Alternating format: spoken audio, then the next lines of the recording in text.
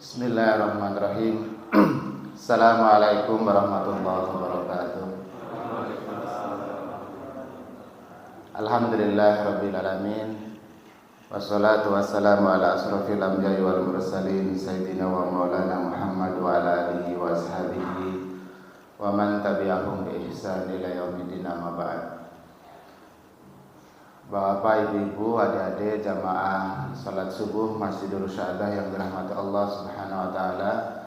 Alhamdulillah, mari kita panjatkan syukur kehadirat Allah Subhanahu wa taala pada hari ini. Allah masih perkenankan kita untuk bisa hadir ke masjid melaksanakan ibadah salat subuh secara berjamaah. Salawat dan salam kita mohonkan tetap dilimpahkan kepada uswatun kita Nabiullah Muhammad sallallahu alaihi wasallam.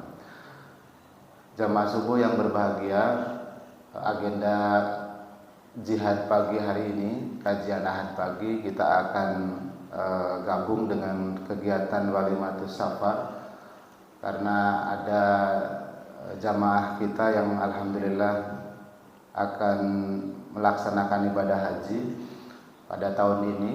Beliau adalah Bapak Marmin beserta putrinya Ananda Khairunisa Nurul Hakiki serta Ibu Nur Aini, sehingga kajian ahad pagi ini juga kita ambil tema berkaitan hikmah ibadah haji dan sekaligus Idul Kurban, ya, karena tidak lama lagi kita akan melaksanakan kegiatan Idul Kurban. Bapak Ibu yang berbahagia, alhamdulillah di tengah-tengah kita sudah hadir beliau Ustaz Heru Widodo LC. Sudah cukup lama kayaknya ya Ted, silaturahminya belum kesini lagi gitu. Alhamdulillah dengan kesibukan beliau kita ada keluangan waktu hadir di pagi hari ini untuk memberikan tausiah seputar hikmah ibadah haji dan Idul Kurban. Bapak Ibu yang berbahagia, saya akan bacakan susunan kegiatan atau acara pada pagi hari ini. Yang pertama, pengantar dari Tamir, ini sudah kami hantarkan. Kemudian nanti kita akan mengikuti pengajian sampai menjelang syuruk. Syuruknya jam 6 ya. 6 kurang sedikit ya.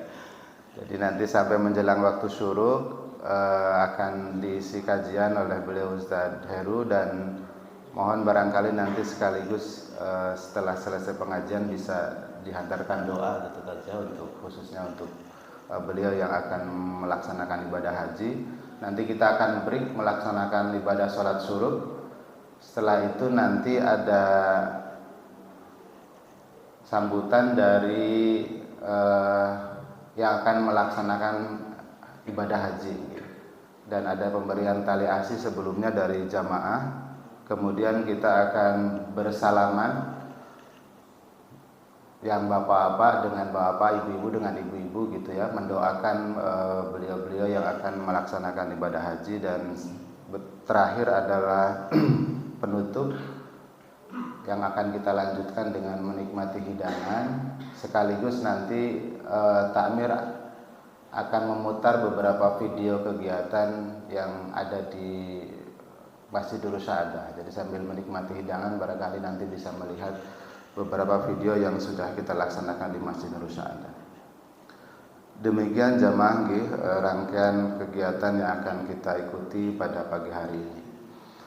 Baik, marilah kita niati thalabul ilmi, niat ikhlas mendalami ilmu. Mudah-mudahan ini menjadi salah satu wasilah tambahan amal soleh kita yang akan Allah catat sebagai amal kebaikan kita kelak di yaumul akhir.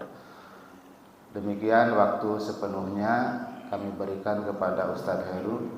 Assalamualaikum warahmatullahi wabarakatuh. Bismillahirrahmanirrahim.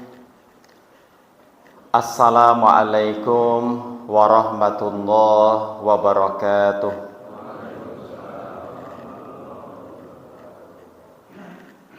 Alhamdulillah, wassalatu wassalamu ala Rasulillah Asyhadu an la ilaha illallah wa asyhadu anna Muhammadan abduhu wa rasuluh.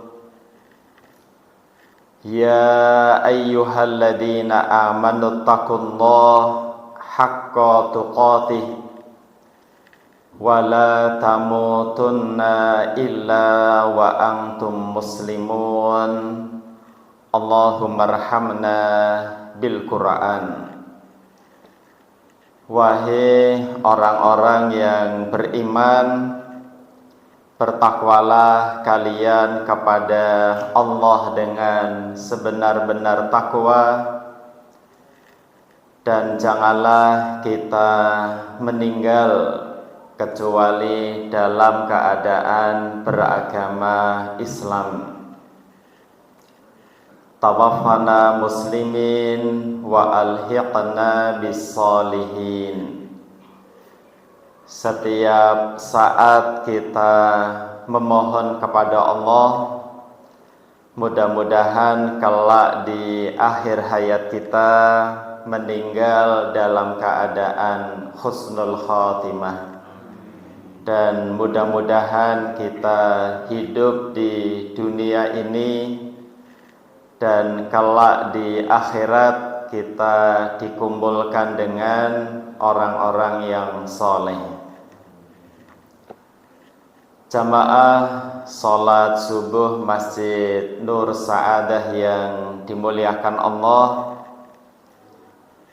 yang pertama, alhamdulillah alladzi bi ni'matihi tatimmus shalihat. Atas karunia dari Allah kita bisa melaksanakan sholat subuh dengan berjamaah. Yang sholat subuh ini memiliki fadilah sebagaimana yang Nabi jelaskan, man barang siapa shalla as-subha, telah melaksanakan sholat subuh, fi jama'atin, dilaksanakan dengan berjamaah, tentunya di masjid, pahalanya faka'annama qamal laila kullahu, seperti kita telah melaksanakan qiyamul lail sepanjang malam. Bapak Ibu, kalau malam berapa jam ya? Berapa jam jenengan mengatakan malam itu berapa jam? Pada beda pendapat ya. Pokoknya isya sampai menjelang subuh berapa jam jemaah? Ya kurang lebih 10 jam ya, kurang lebih. Jadi alhamdulillah kita sholat subuh berjamaah, pahalanya seperti kita sholat tahajud kurang lebih 10 jam. Dan alhamdulillah kita awali tadi dengan raka'atil fajri. Kata Nabi sallallahu alaihi wasallam, raka'atil fajri khairun, hanya 2 rakaat sebelum subuh pahalanya itu lebih baik minad dunya, daripada dunia ini, wa ma fiha, dan apa saja yang ada di dalamnya. Mudah-mudahan kita seperti salah seorang tabi'in bernama Sa'id ibnul Musayyab atau Sa'id ibnul Musayyib. Beliau mengatakan, ma'adinal mu'addin, tidaklah seseorang adzan illa ana fil masjid, kecuali saya sudah berada di masjid selama 30 sanah, 30 tahun, kata Sa'id Ibnul Musayyib. Di situ dikumandangkan adzan kecuali saya sudah ada di masjid. Kalau kita bisa enggak Bapak Ibu 30 tahun? Sini muadzinnya siapa ya?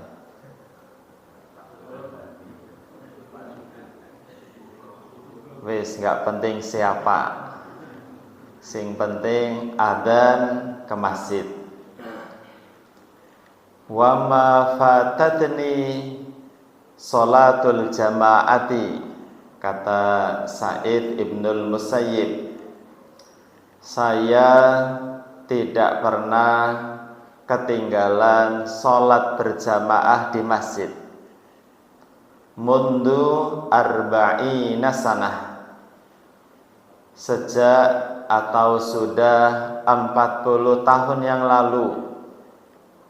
40 tahun beliau tidak pernah ketinggalan sholat berjamaah di masjid.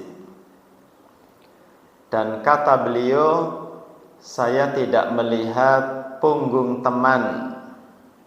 Berarti di mana sholatnya? Shaf pertama. Di samping itu beliau pertama masuk masjid, keluarnya terakhir. Mudah-mudahan saya jamaah yang dimuliakan Allah istiqomah sholat berjamaah di masjid. Sampai kapan ya? Sampai kita pindah ke perumahan baru. Tipe berapa? Tipe 21, insya Allah. Baik jamaah yang dimuliakan Allah, semuanya pada sehat Bapak dan Ibu? Alhamdulillah. Kesempatan yang singkat ini kita akan mengkaji hikmah ibadah haji dan pelaksanaan penyembelihan hewan kurban atau Idul Adha. Salah seorang ulama bermadhab Syafi'i atau Syafi'iyatul madhab yang bernama Imam An-Nawawi, dalam kitabnya Al-Majmu' Syarhul Muhaddab, beliau memiliki pendapat yang berbeda terkait dengan rukun haji. Kata beliau, rukun haji ada 6. Sebagian ulama menyebutkan rukun haji hanya ada 4, tapi beliau punya ijtihad yang berbeda. 6 rukun haji itu, pertama adalah ihram, yang kedua adalah wukuf, kemudian yang ketiga adalah tawaf, yang keempat adalah sa'i, dan yang kelima adalah tahallul, dan yang terakhir apa? Tertib. Ini pendapat beliau sebagai madhab Syafi'iyah, memiliki perbedaan di antara ulama yang lain yang rata-rata rukun haji menyebutkan ada 4. Yang pertama ihram. Mudah-mudahan Bapak Ibu yang sudah melaksanakan ibadah haji, hajinya mabrur, karena Nabi Shallallahu Alaihi Wasallam bersabda, al-hajju al-mabrur, haji yang mabrur, laisa lahu jazaa illal jannah. Tidak ada pahala bagi yang haji mabrur kecuali masuk jannah.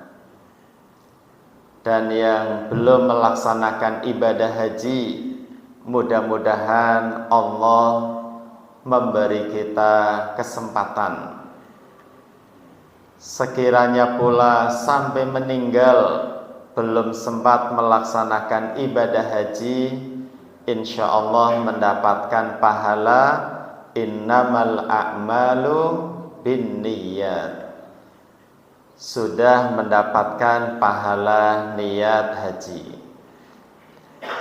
Yang pertama tadi tentang ihram. Kata Ibnu Rajab Al-Hambali, mengapa pakaian ihram berwarna apa Bapak Ibu? Berwarna putih. Itu beliau menjelaskan, yakhla'u thawba kama yakhla'u ad-dunya. Kalau kain ihram berwarna putih, seakan-akan kita diingatkan besok kita akan apa? Akan mati. Pertanyaannya, sudah siap apa belum kalau hari ini meninggal ya? Masya Allah. Nabi Sallallahu Alaihi Wasallam meninggal dalam usia berapa tahun jemaah? 63. Abu Bakar As-Siddiq meninggal dalam usia berapa tahun? 63. Umar bin Khattab meninggal dalam usia berapa tahun? 63. Ali bin Abi Thalib meninggal usia berapa? 63. Siapa di sini yang usianya sudah 60 tahun ya? Ayo angkat tangan. Oh itu ada. Berarti kurang berapa tahun ya? Terserah Allah. Mudah-mudahan kita husnul khotimah. Kalau dari wajah sih muda-muda semua ya. Kayaknya usia pada baru 50 tahun. Imam Syafi'i meninggal usia berapa tahun? 52 tahun. Berarti kurang berapa tahun ya? Terserah Allah ya. Ada nggak di sini yang usia 33 tahun gitu? Nggak ada ya? Apa rata-rata 33 tahun? Panglima Besar Jenderal Sudirman meninggal usia 35 tahun. Berarti kurang berapa tahun? Terserah Allah. Mudah-mudahan husnul khotimah. Jadi insya Allah di jamaah masjid ini ada yang mau berangkat ibadah haji, mudah-mudahan hajinya mabrur ya.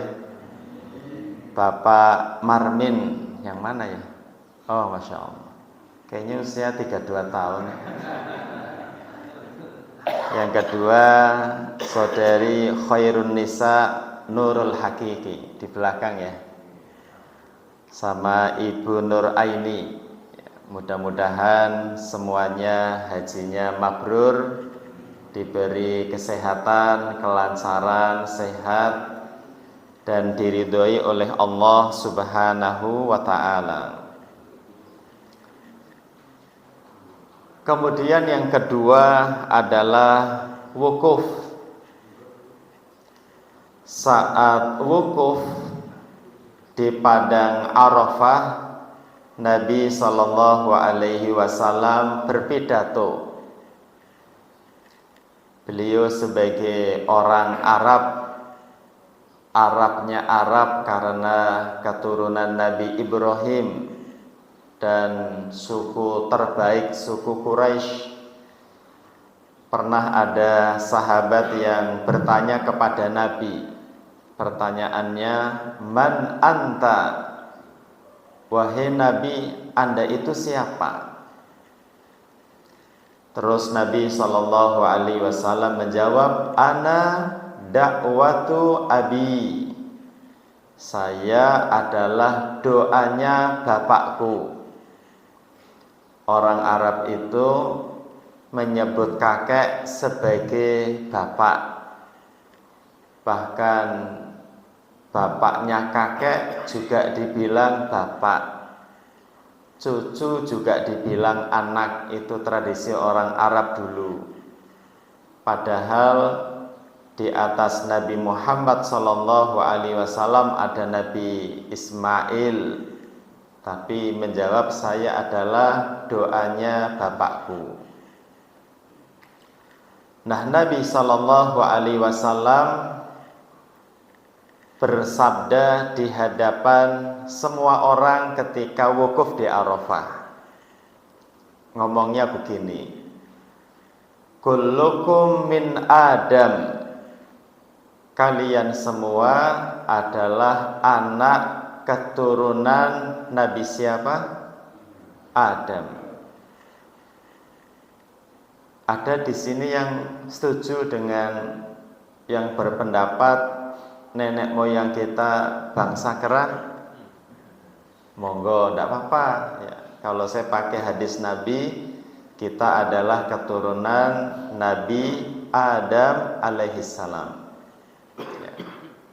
Kalau di tulisan di jalan-jalan itu, nenek moyang kita pelaut bukan pembalap, kata polisi gitu ya. Jadi naik motor jangan ngebut-ngebut karena nenek moyang kita pelaut ya. Kalau diujungkan lagi, nenek moyang kita adalah Nabi Adam alaihissalam. Wa Adam min turabin. Kita supaya tidak sombong, Nabi Adam itu diciptakan dari tanah. Bapak Ibu kalau dengar tanah kesannya apa ya? Tanah apa? Ya, kayak serem-serem pengajiannya ya. Jadi nahnu min turab, aslinya kita dari saripati tanah. Wal an alat turab, sekarang kita di atas tanah. Jadi kalau nahnu min turab itu lampu hijau, kita dari tanah. Wal an, sekarang ala turab, kita di atas tanah. Lampu kuning, habis kuning apa ya? Merah. Summa ila turab, sebentar lagi masuk tanah. Bapak Ibu, kuburannya mana ya? Ini kalau warga sini meninggal dikubur di mana? Iya, maksudnya itu kuburan mana gitu? Depan ya. Nanti mohon ditengok ya, biar persiapannya lebih matang gitu ya. Kapling ya. La fadla li arabiyyin ala a'jamiyyin. Padahal Nabi orang Arab, suku Quraisy, beliau sendiri ngomong, orang Arab tidak lebih utama dibanding a'jam, non-Arab. Padahal beliau orang Arab, ngomong sendiri, orang Arab tidak lebih utama dibanding non-Arab. Wala fadla li ghaniyyin ala fakirin. Orang yang kaya tidak lebih terhormat dibanding dengan orang miskin. Mana buktinya? Siapa yang tahu perbedaan Bilal bin Rabah dengan Al-Mughirah, bedanya di mana? Bilal bin Rabah dengan Al-Mughirah. Ada orang yang dijamin masuk surga, ada juga orang yang dijamin masuk neraka. Contoh yang dijamin masuk neraka ada Abu Jahal, ada Abu Lahab. Anda baca biografi tokoh-tokoh Abu Jahal, Abu Lahab, Al-Mughirah. Itu orang tokoh di masyarakat, ganteng, kaya, jabatannya tinggi, uangnya nggak bisa dihitung, tapi dijamin masuk neraka. Bisa baca Sababun Nuzul surat Al-Lahab. Nanti ada jomplang antara di dunianya tokoh tapi jaminannya neraka. Sedangkan Bilal rambutnya keriting, kulitnya hitam, tidak punya uang karena budak, mantan budak, tidak punya ilmu sebagaimana perawi hadis. Tapi Nabi mengatakan sandalnya Bilal sudah masuk surga. Berarti kan kaya tidak lebih mulia dibandingkan orang miskin. Sekiranya kaya lebih mulia, maka Qarun lebih mulia dari Nabi Musa. Wala fadla li abyadin ala aswadin. Orang yang kulitnya putih. Orang yang kulitnya putih mana ya? Cina, mana lagi ya? Eropa. Mana lagi yang kulitnya putih? Korea. Kayak anak muda ya Pak, ingat Korea ya. Itu tidak lebih mulia dibanding dengan orang yang berkulit hitam. Kecuali satu, apa jemaah? Illa bittaqwa. Orang kalau semakin dekat kepada Allah, sudah, itu kelas nomor 1. Orang kalau hidupnya mentaati syariat Allah, ranking 1, nggak ada yang ngalahkan. Makanya wukuf di Arafah itu Nabi mengingatkan, pingin terhormat di hadapan Allah, caranya ya dekat dengan Allah. Oke, bahasa sederhananya, siapa sing paling keren di jamaah sini? Yo yang 5 waktu di masjid. Kayak masjid ini kan penuh ya. Tembok sana penuh, tembok sini penuh, belakang penuh, tengahnya kosong. Tapi ya alhamdulillah. Oke, berarti manusia-manusia paling keren. Karena jamaah subuhnya banyak. Ya termasuk jamaah subuhnya paling banyak dibanding masjid-masjid yang lain ya. Amin, mudah-mudahan istiqomah sampai pindah perumahan baru ya. Tipe 21. Yang ketiga, sa'i. Nabi Ibrahim alaihissalam yang terkenal kan istrinya 2 yang terkenal. Kalau yang enggak terkenal banyak. Satu namanya Sarah, menikah sampai hampir 90 tahun tidak punya anak.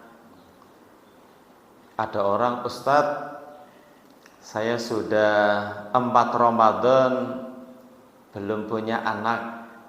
Saya bilang, jangan putus asa, selalu usaha dan minta sama Allah.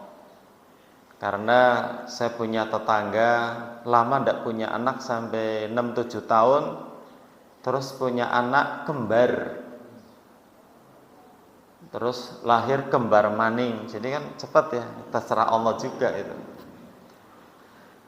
Nabi Ibrahim juga sama, Nabi Zakaria juga sama, usia-usia tua baru mau punya anak.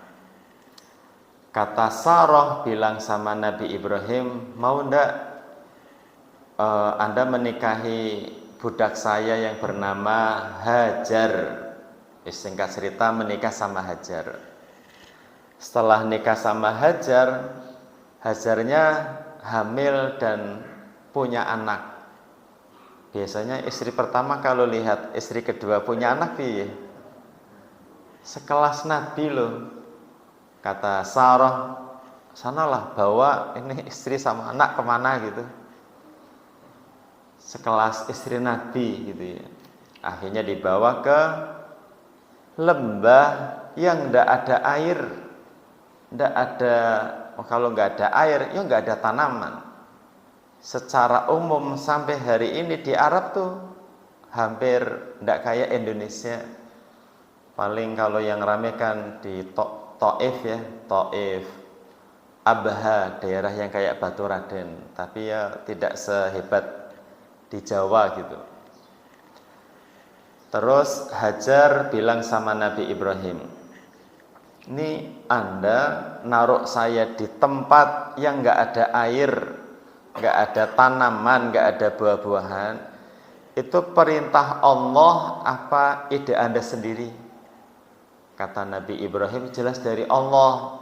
Ya sudahlah, tinggal saja gitu. Keren ya. Hajar pergi ke Bukit Sofa. Kira-kira ngapain ya? Ke Bukit Sofa. Mana ada tanaman, ada orang, ada kambing atau ada, nggak ada apa-apa. Lari lagi ke Marwah, bolak-balik, nggak nemu-nemu. Hikmah yang bisa diambil adalah memang sing namane usaha hukumnya apa ya? Wah, saya biar dapat rezeki lancar, saya di pojok doa terus, cukup apa enggak ya? Enggak, harus usaha. Jadi usaha-usaha, terus Allah memberi ilham kepada Hajar untuk menginjakkan kakinya kemana? Ke tanah. Sebagaimana Allah menyuruh Nabi Ayub, urkud birijlik. Nabi Ayub itu kan sakit kulit berapa tahun ya? Sebagian ahli tafsir menyebutkan 17 tahun. 17 tahun sampai istrinya bingung. Hai Nabi Ayub, minta dong sama Allah, Anda kan seorang nabi. Kata Nabi Ayub, saya malu minta sama Allah. 70 tahun saya sehat, baru 17 tahun sakit masa minta. Tapi istrinya Nabi Ayub ngomong terus.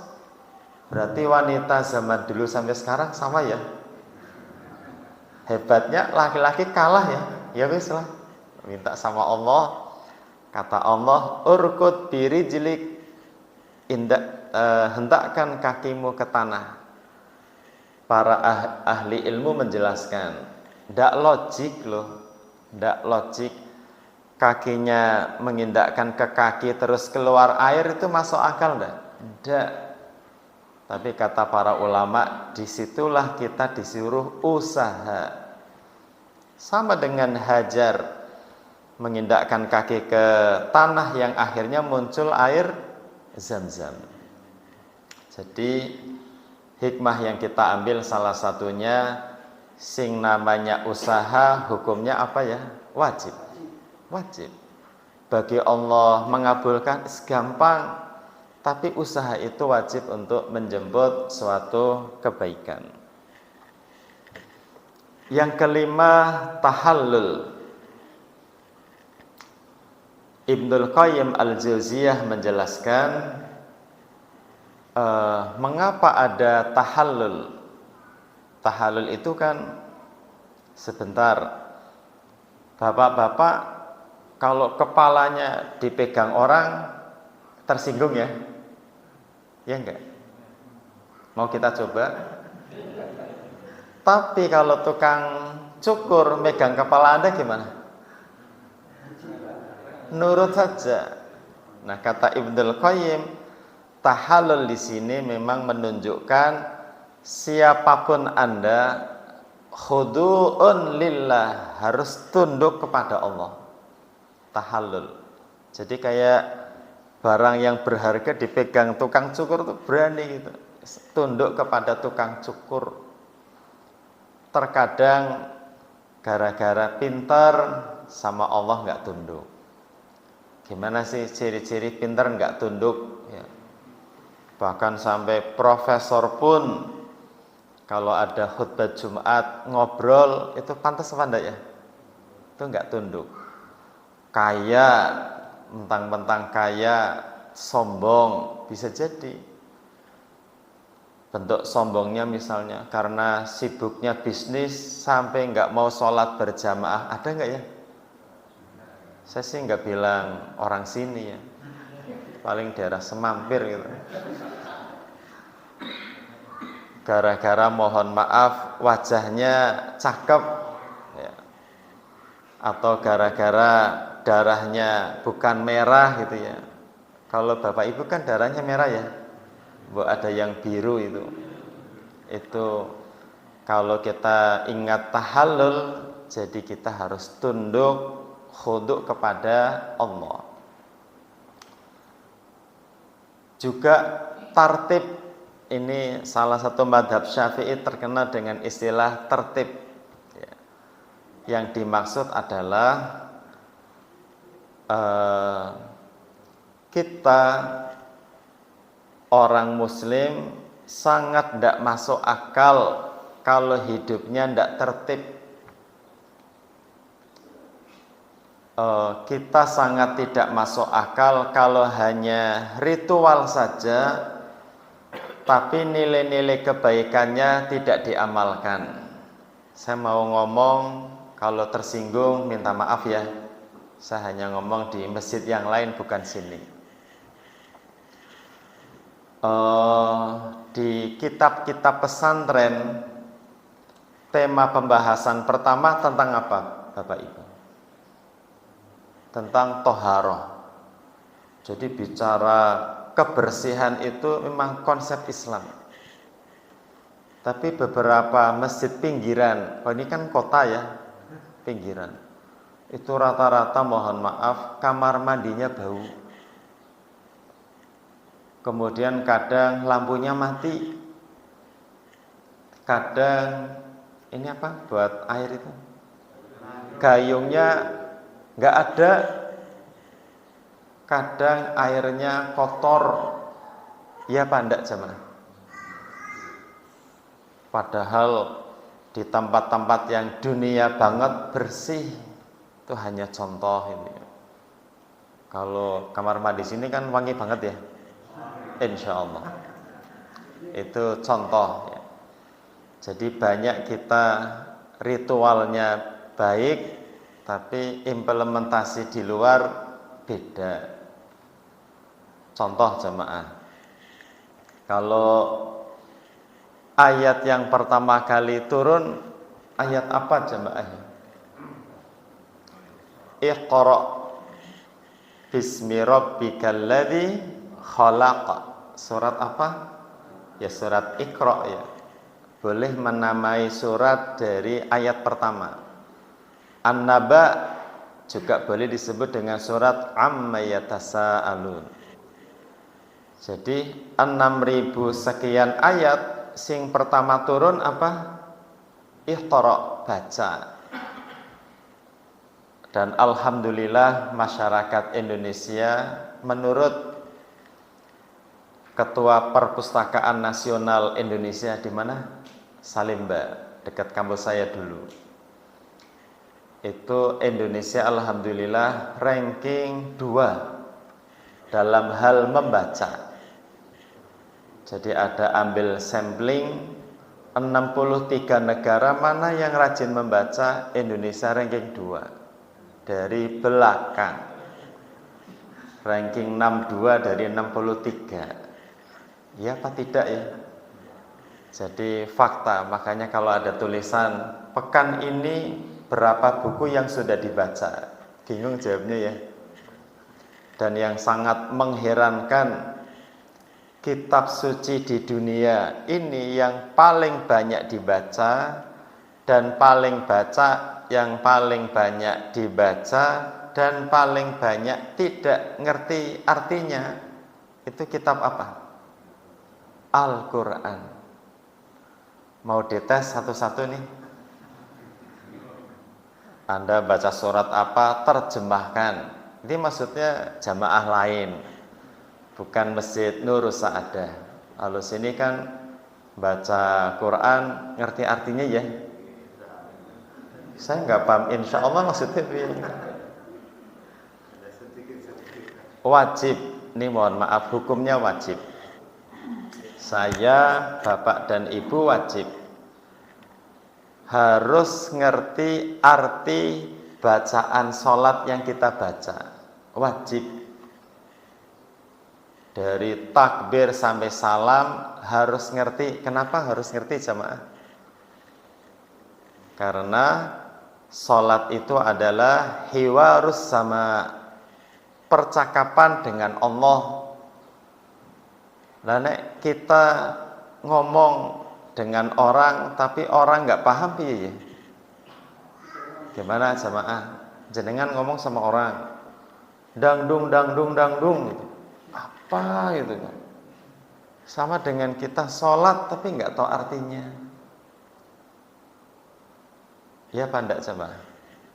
Yang kedua, wajib mengerti artinya surat-surat yang kita baca dalam sholat. Surat andalan kita apa ya? Al-Ikhlas. Oke, harus ngerti artinya. Surat apa lagi ya? An-Nas, harus tahu artinya. Surat apa lagi? Al-Falaq. Oke, kayak TPQ ya. Tidak apa-apa lah. Pokoknya harus ngerti artinya. Tadi saya belum nyinggung tentang tawaf. Tawaf kata Ibnul Jauzi,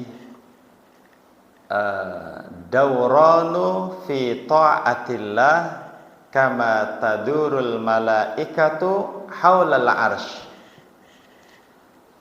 Tawaf itu jamaah sampai hari kiamat tidak pernah berhenti. Berhentinya kalau pas sholat ya. Tawaf itu tidak pernah berhenti. Itu kayak tawafnya malaikat sekitar arsy Allah. Jadi para malaikat juga tawaf itu. Seakan-akan kita itu pusatnya kepada Allah. Makanya kalau keluar rumah bekerja itu harus fokusnya, ini saya beraktivitas karena Allah. Di tengah proses kegiatan ini karena Allah, selesai kegiatan juga karena Allah. Itu kayak tawaf itu diajarkan fokusnya hanya Allah. Tapi kadang kita kalau mau tidur yang diingat apa ya? Bangun tidur yang diingat apa ya? Itu kesalahan. Harusnya kalau mengambil nilai hikmah dari tawaf, fokusnya sama Allah. Maksudnya saya Bapak Ibu duduk harus karena Allah. Kita berdiri juga karena Allah. Kita jongkok juga karena Allah. Coba sebutin Bapak Ibu, kita ngapain setiap hari? Itu harus karena Allah. Makanya konsep alladzina yadhkurunallaha qiyama wa qu'uda wa ala junubihim. Sing paling sering kita lupa Allah di mana ya? Di pasar. Bapak Ibu kalau ke swalayan zikir enggak ya? Pas berat ya. Ke pasar ingat Allah itu berat. Makanya tempat yang dibenci Allah namanya aswaquha, pasar. Bukan berarti nggak boleh ke pasar. Dan tempat yang paling dicintai ini nur sa'adah, nur cahaya, as-sa'adah, bahagia. Makanya orang-orang di sini wajah-wajahnya kayak nggak punya cicilan, kayak nggak ada beban hidupnya, bersinar. Makanya ini yang ngasih nama ini luar biasa. Wajah-wajah jenengan itu kayak nggak ada beban hidupnya, santai gitu ya. Nur Sa'adah. Baik, sedikit lagi kita singgung tentang ibadah kurban ya. Pertama adalah al-istislam lillah. Ibadah kurban itu mengajarkan kita yang namanya al-istislam. Ini disebutkan surat As-Saffat ayat 102. Inni ara fil manam anni adbahuka fangdur mada tara. Nabi Ibrahim itu bermimpi, Bapak Ibu. Mimpinya apa Nabi Ibrahim? Kalau saya, Bapak Ibu tadi malam mimpinya apa? Beda ya. Hai anakku Ismail, saya mimpi saya disuruh Allah untuk menyembelihmu. Ngeri ya. Jawaban anaknya gimana? Ya abati, hai ayah, if'al ma tu'mar, wis lakukan saja. Ngeri jemaah. Ini muslim kelas tinggi. Allah nyuruh apa? Bismillah. Ndak ada di dalam ayat, di dalam hadis, ndak ada perintah Allah kecuali kalau dilakukan dunianya sukses, akhiratnya sukses. Ndak ada. Mana tunjukin perintah Allah dalam ayat yang 6 ribuan, hadis puluhan ribu. Perintah Allah kalau kita laksanakan dunianya sukses, akhiratnya sukses. Ribuan hadis, ribuan ayat, ada larangan. Kalau larangan itu diterjang, pasti bikin kita celaka dunia dan akhirat.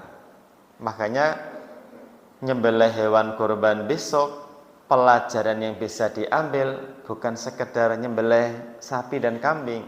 Itu maksudnya kita harus tunduk, istislam. Allah nyuruh apa? Bismillah. Dunia akhirat sukses. Biasanya Pak, di sini berapa sapi ya? 8. Oke, ekonomi masih merayap, masih 8 juga nih. Masya Allah. Pokoknya perang antara Donald Trump dengan Cina ya. Ngeri itu. Bagi orang beriman biasa saja. Biasa. Mau Donald Trump bilang berapa persen pajaknya, bismillah saja. Usaha optimal, bismillah. Santai saja. Mudah-mudahan tetap 8 ya. Soalnya kan ekonomi lagi merayap ya. Merayap terus ya. Masya Allah. Jadi kerennya itu anaknya bilang, anaknya kok ngajarin bapaknya ya, Pak, yes, kalau perintah Allah laksanakan saja. If'al ma tu'mar, Allah perintah apa? Laksanakan. Jadi pelajaran bisa diambil, hati kita harus istislam. Allah nyuruh apa? Pasti baik. Quran bicara apa? Ikuti baik. Hadis bilang apa, ikuti, pasti lancar. Itu pertama. Yang kedua adalah pelajaran namanya at-tadhiyah. Kalau bahasa kita pengorbanan. Jadi mental pengorbanan itu gimana? Kita hidup mentalnya mental memberi. Jadi mentalnya bukan minta. Jadi bahasanya itu kita hidup mentalnya iuran untuk kebaikan. Sini sering nggak jemaah iuran gitu. Bangun apa? Gitu itu. Jadi kalau Idul Adha kan mengorbankan sapi gitu ya.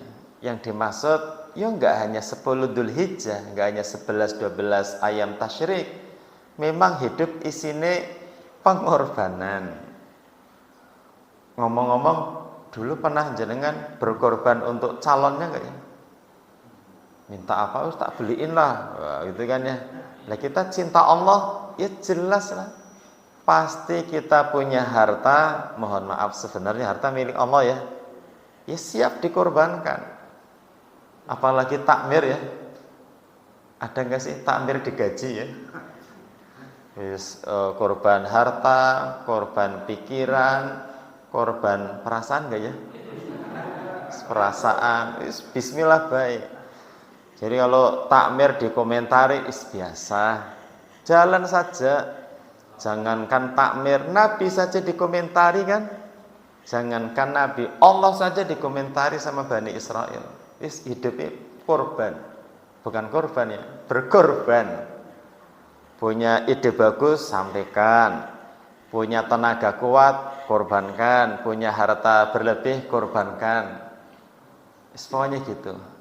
At-tadhiyah, hidup itu isinya pengorbanan.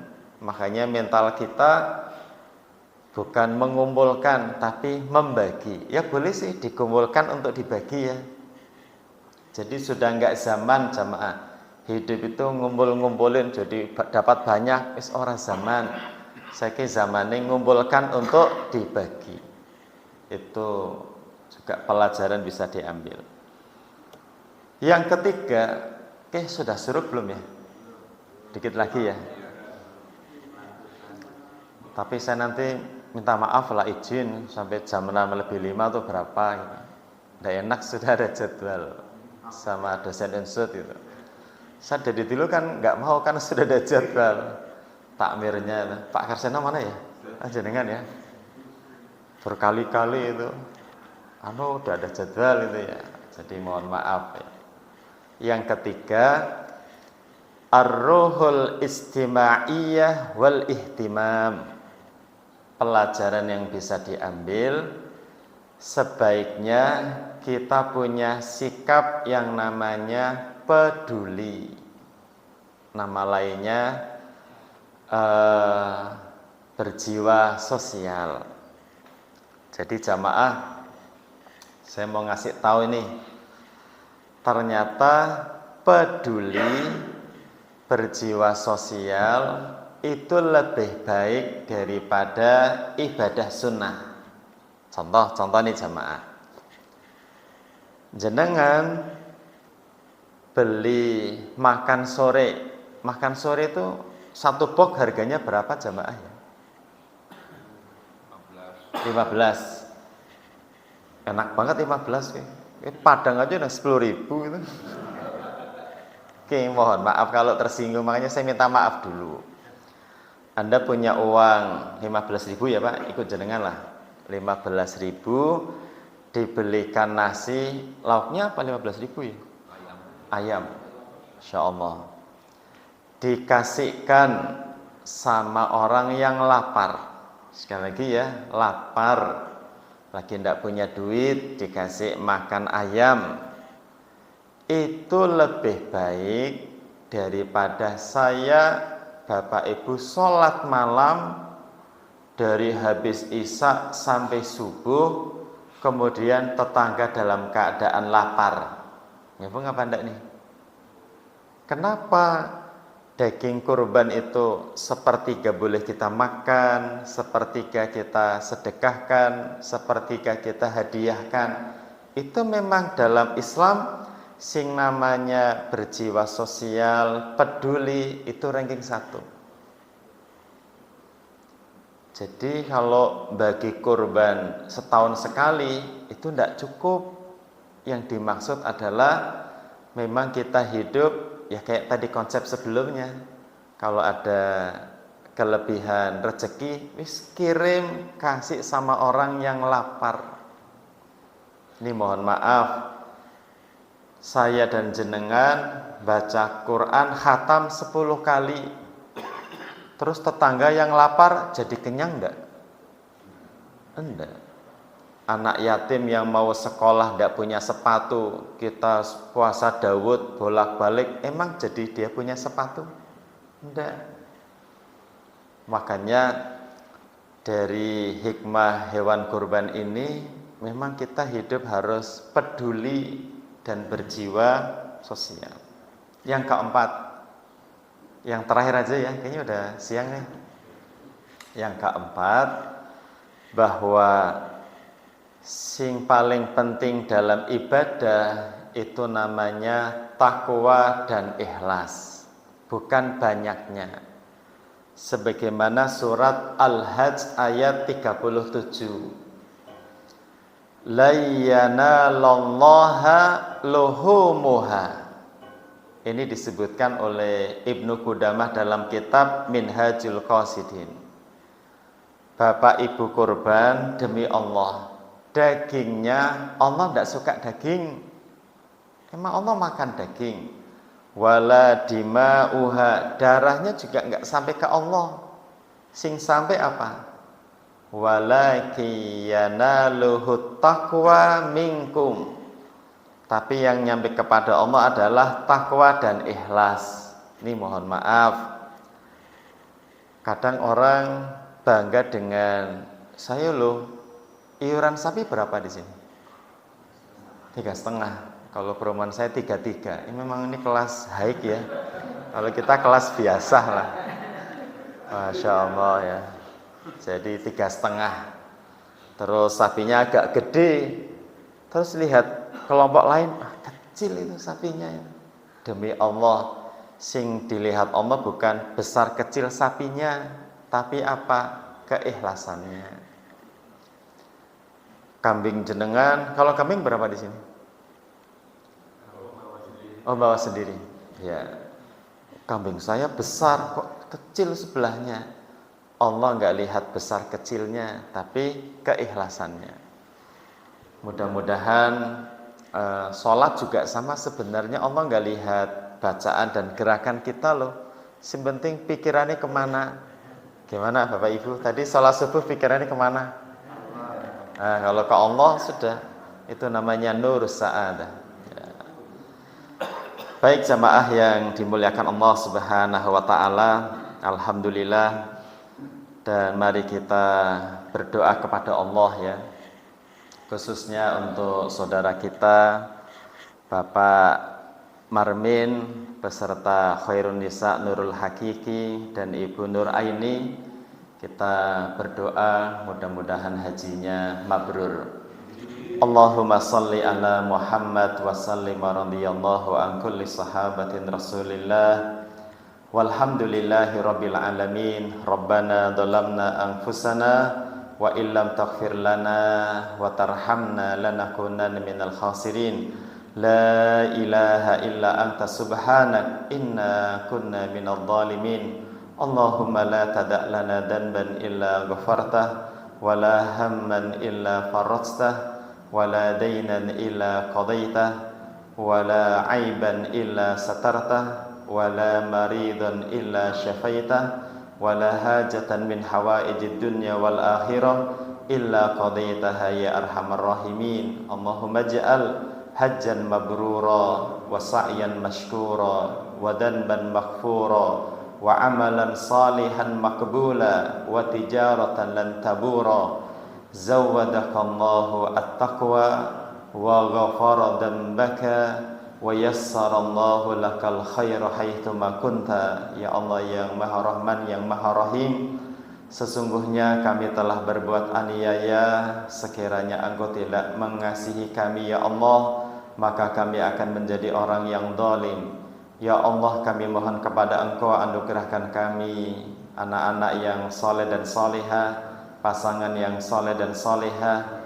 Ya Allah, kami mohon kepada Engkau, janganlah Engkau tinggalkan kami dosa kecuali Engkau telah memberikan ampunan. Ya Allah, janganlah Engkau tinggalkan kami penyakit kecuali Engkau telah memberikan kesembuhan. Ya Allah, janganlah Engkau tinggalkan kami hutang kecuali Engkau telah melunasinya. Ya Allah, janganlah Engkau tinggalkan kami aib kecuali Engkau telah menutupinya. Ya Allah, ya Allah, kami mohon kepada Engkau agar saudara kami Bapak Marmin, kemudian saudari Khairun Nisa Nurul Hakiki dan Ibu Nur Aini mendapatkan haji yang mabrur, haji yang makbul. Sebagaimana Nabi bersabda, al-hajju al-mabrur laisa lahu jazaa illal jannah. Tidak ada pahala yang pas bagi haji mabrur kecuali adalah masuk jannah. Allahumma taqabbal minna innaka antas samiul alim wa tub alaina innaka antat tawwabur rahim. Rabbana atina fid dunya hasanah wa fil akhirati hasanah wa qina adzabannar. Subhana rabbika rabbil izzati amma yasifun wa salamun alal mursalin walhamdulillahi rabbil alamin. Demikian yang kami sampaikan. Mohon maaf kalau ada hal yang kurang berkenan. Wa akhiru da'wana alhamdulillah. Assalamualaikum warahmatullahi wabarakatuh. Diterima sebagai nomor istilahnya support dari jamaah beliau yang akan tidak haji.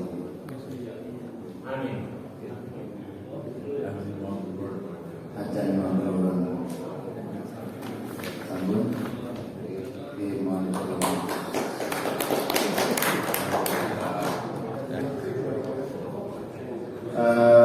Baik, berikutnya kami berikan waktu ke Allah wabarakatuh. Innal hamdalillah nahmaduhu wa nasta'inuhu wa nastaghfiruh wa na'udzu billahi min shururi anfusina wa min sayyiati a'malina. May yahdihillahu fala mudilla lahu wa may yudlil fala hadiya lahu.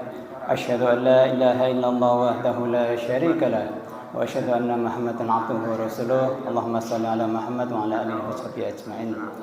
Jamaah subuh rahimakumullah, syukur alhamdulillah, mari kita senantiasa panjatkan kehadirat Allah Subhanahu wa taala, zat yang telah mencipta, mengatur dan memelihara alam semesta ini, zat yang telah menggenggam jiwa kita sekalian, zat yang telah mengantarkan kita, mengumpulkan kita di tempat ini dengan menyandang beri nikmat, terutama nikmat sehat, merupakan nikmat yang terbesar yang Allah berikan pada kita ketika kita berada di dunia ini. Selanjutnya salawat dan salam semoga Allah Subhanahu wa taala senantiasa curahkan kepada junjungan kita Nabi Agung Muhammad sallallahu alaihi wasallam, pada keluarganya, para sahabatnya, dan orang-orang yang senantiasa istiqomah mengikuti sunnah-sunnahnya. Kita mohon kepada Allah Subhanahu wa taala semoga kita termasuk di antara umat beliau yang telah mendapat syafaat dari baginda Muhammad sallallahu alaihi wasallam. Jamaah subuh rahimakumullah, pada kesempatan ini saya mewakili jemaah yang insyaallah pada kesempatan ini dipanggil oleh Allah Subhanahu wa taala untuk melaksanakan salah satu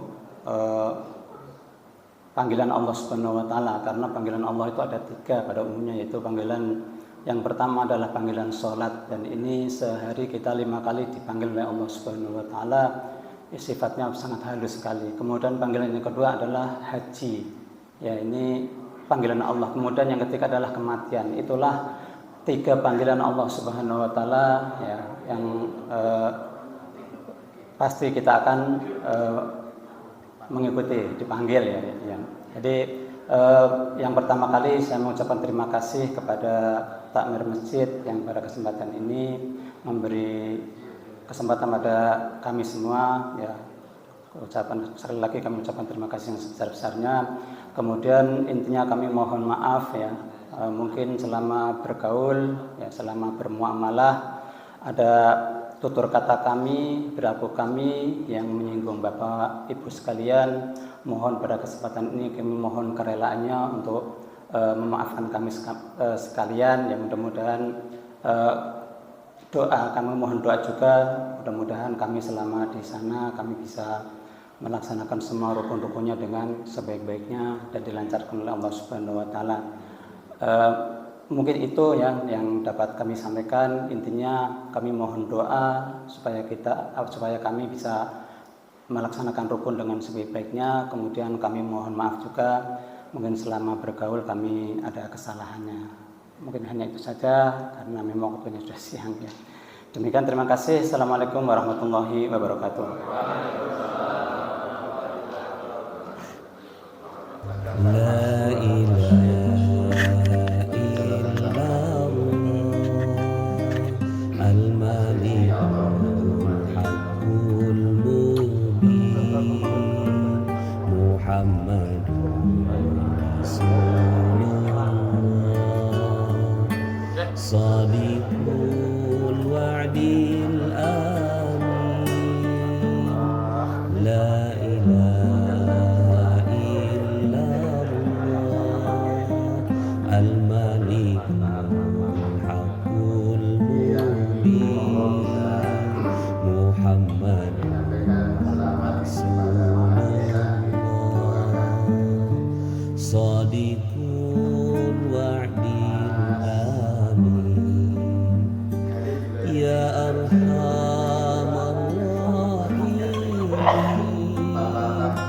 يا أرحم الراحمين يا أرحم الراحمين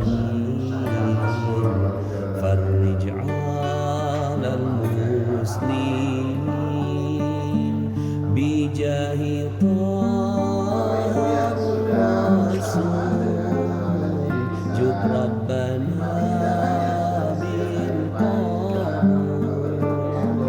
وهب لنا كل سوء رب استجيب لي آمين لا إله إلا الله الملك الحق المبين محمد رسول الله صادق الوعد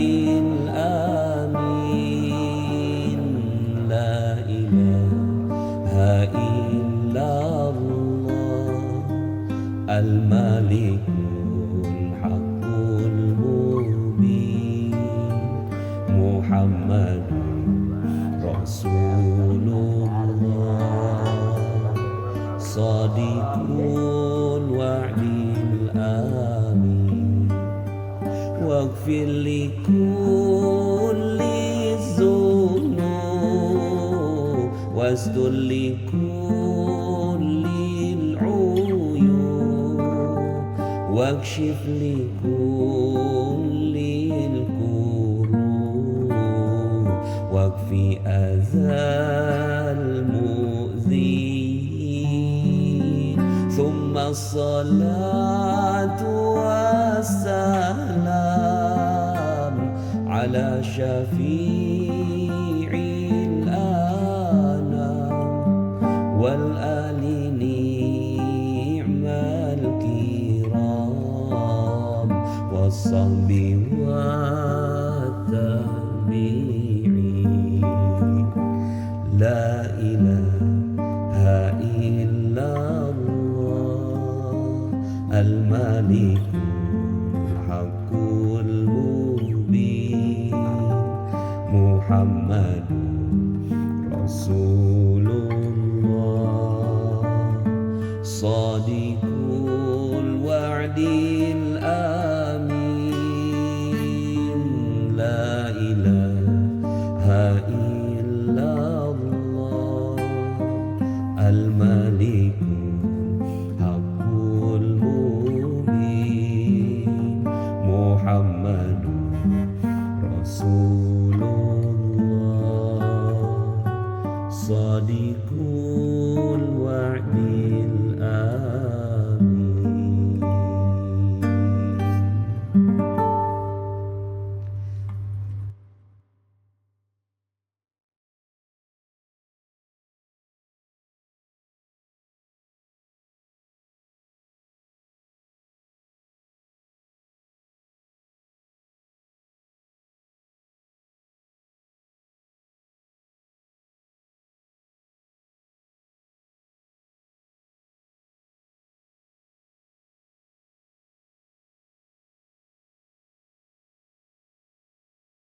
لا إله إلا الله الملك الحق المبين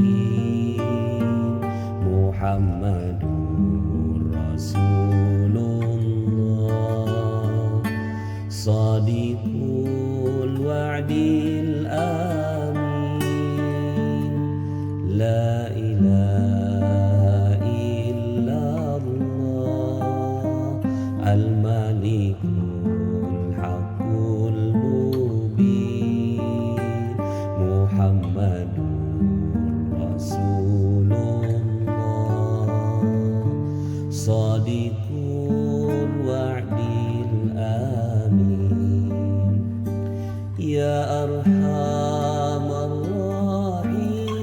الراحمين يا أرحم الراحمين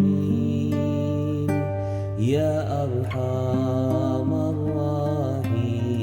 الراحمين فرج على المسلمين بجاه طه الرسول جد ربنا بالقبول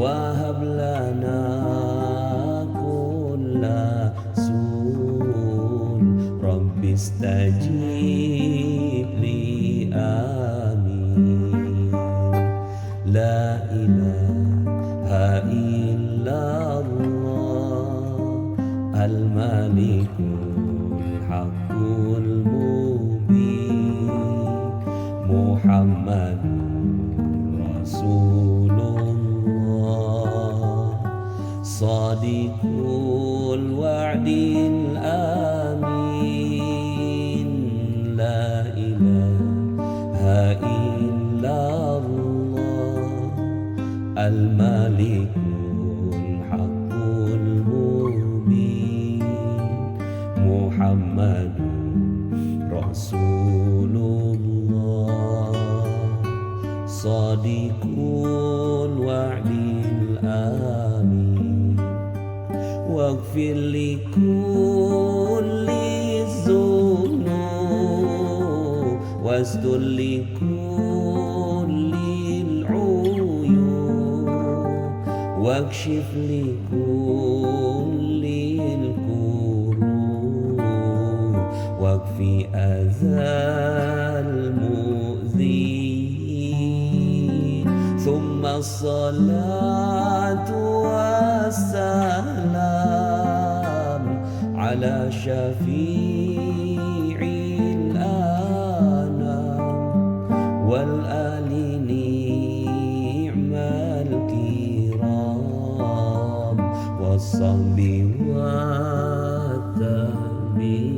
والتابعين لا إله إلا الله الملك الحق المبين محمد رسول الله صادق الوعد